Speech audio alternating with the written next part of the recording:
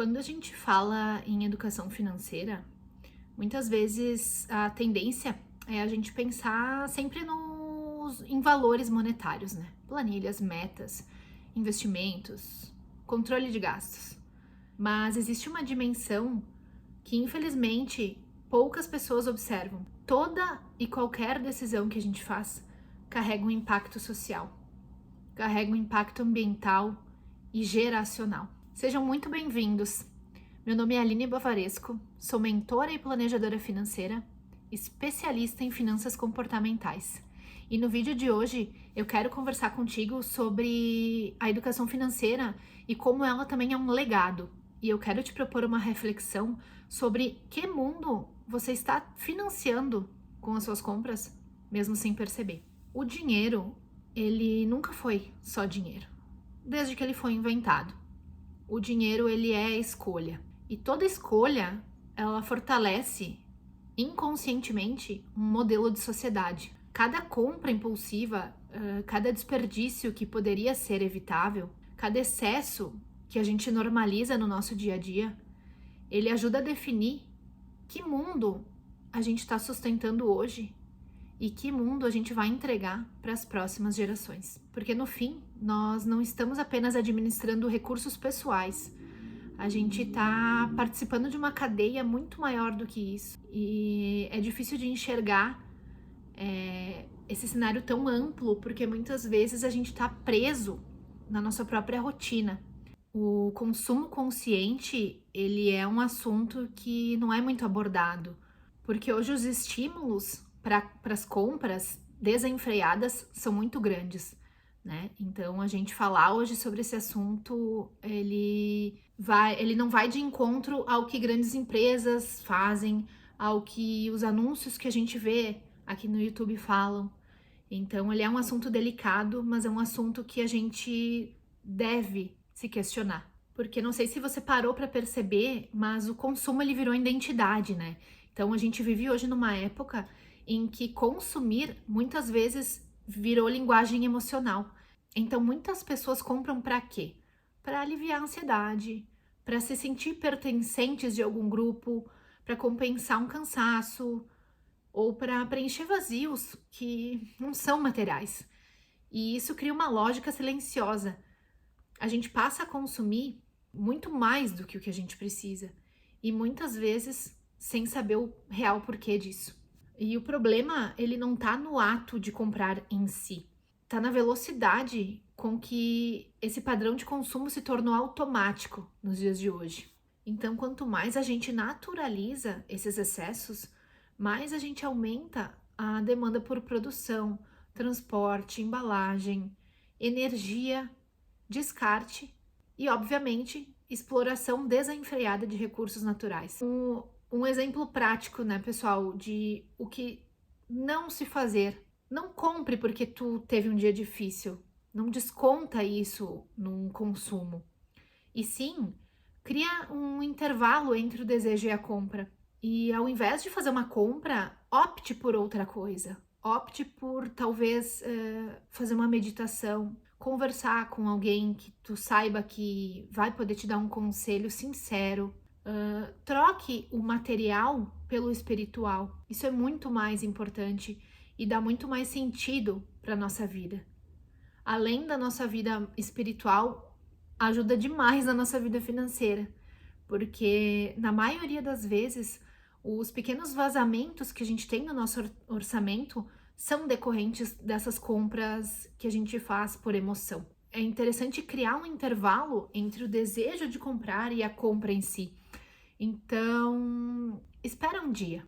Um dia sempre vai devolver o racional à nossa cabeça, né? E com certeza vai ser decisivo para você tomar a sua decisão de compra. E tomando esse tipo de atitude, principalmente se você tem criança em casa, a gente consegue ensinar para as nossas próximas gerações qual que é a relação entre o dinheiro e o consumo, né? Isso é muito importante, porque quando a gente ensina uma criança, por exemplo, que a felicidade depende sempre de comprar alguma coisa, de adquirir algo novo, a gente também está ensinando para elas uma relação frágil com o dinheiro e com o mundo. O segundo ponto aqui, pessoal, que talvez seja mais importante até que essas compras desenfreadas, é o desperdício de alimentos que a gente faz no nosso dia a dia.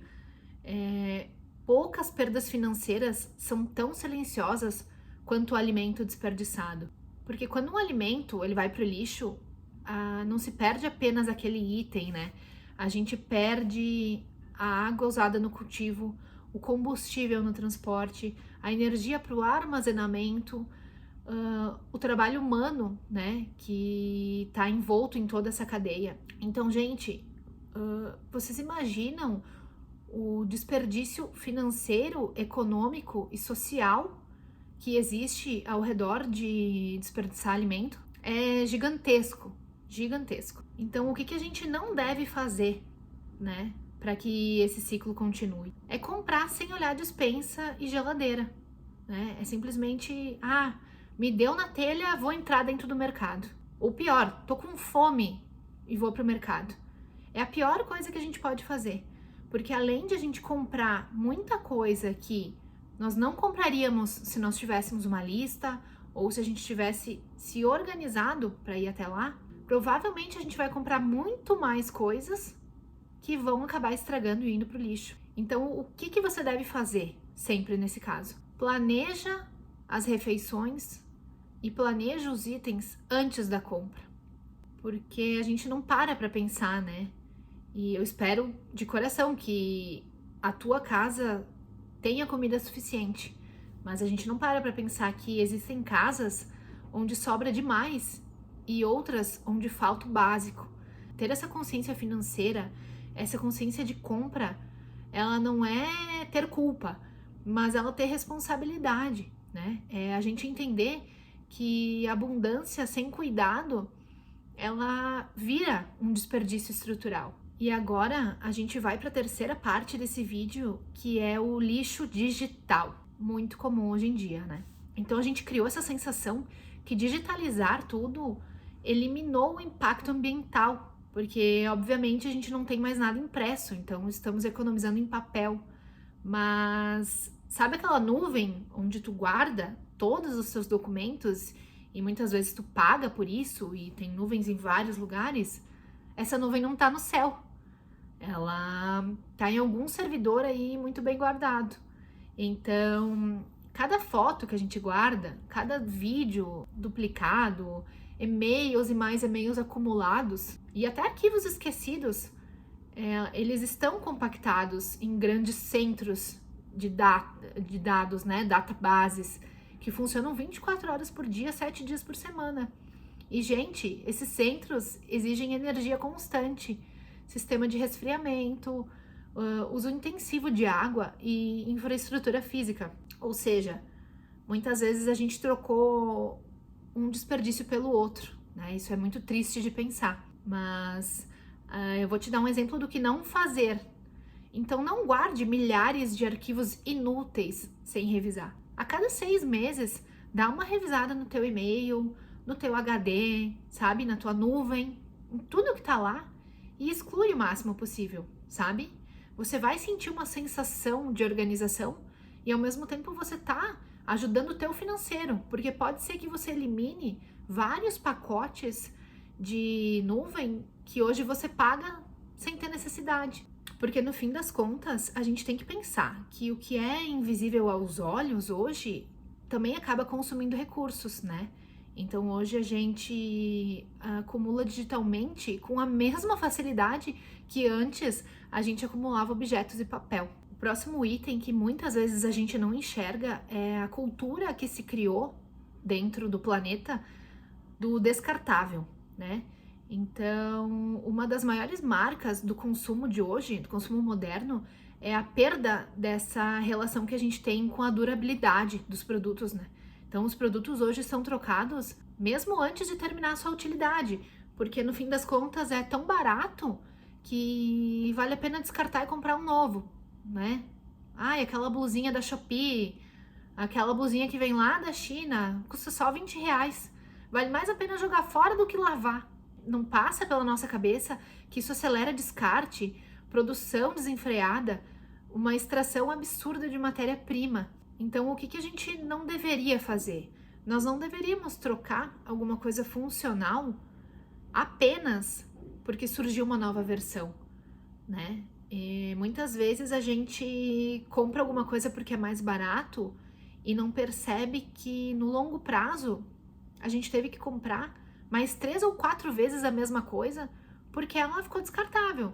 Sendo que se a gente tivesse comprado na primeira vez um item um pouco mais barato, talvez a durabilidade dele seria de anos e a gente evitaria, além desse desperdício de consumo, o desperdício financeiro, né? Porque na soma, tudo que você gastou comprando vários descartáveis, você teria comprado talvez mais que o dobro de um produto mais durável. Então, cabe a nós entender e estender esse nosso ciclo de uso.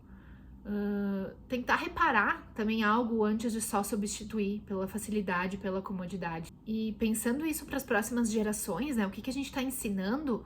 Se a gente ensinar para as crianças que tudo se troca rapidamente, tudo é descartável dessa forma, a gente também está ensinando as crianças a ter pouca tolerância ao cuidado com as coisas, né?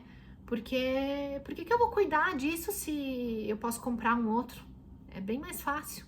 A educação financeira de verdade é a que fala sobre consciência acima de tudo.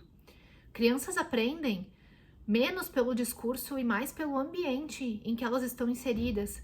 Então, é muito mais fácil a gente mostrar, através de hábitos, essa consciência financeira e como ela afeta o nosso dia a dia. Quando as crianças elas veem planejamento, escolhas conscientes, respeito ao planeta e aos recursos, né? A ausência de desperdício, elas aprendem o propósito pelo qual usar o dinheiro. E isso é a base de qualquer planejamento. O mundo que a gente vai deixar para os nossos filhos, ele não vai ser definido só por escolhas políticas, por exemplo. Ele vai ser definido também por milhões de pequenas escolhas domésticas e repetidas que a gente faz todo santo dia. Ela é definida pelo que colocamos no carrinho, pelo que desperdiçamos, pelo que acumulamos e também pelo que valorizamos. Educação financeira é também uma decisão ética, a gente não pode esquecer disso. Perceber que consumir melhor não significa viver menos, significa viver com mais consciência. No fim das contas, talvez a maior riqueza que a gente pode construir hoje não esteja apenas em patrimônio que a gente acumula, mas sim no mundo que a gente ajuda a preservar. Eu gostaria que vocês deixassem aqui para mim nos comentários que atitudes vocês estão tomando hoje em prol do futuro do nosso planeta, porque pensar em educação financeira também é pensar nisso. Hoje o vídeo ficou um pouco mais reflexivo, sim, mas eu acho muito importante a gente pensar nesse tipo de coisa. Então, se você ficou até aqui, eu agradeço de coração pelo teu tempo, espero que você tenha gostado.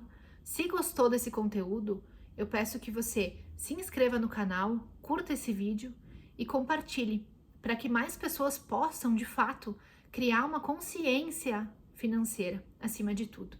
Muito obrigada pelo seu tempo e até o próximo vídeo.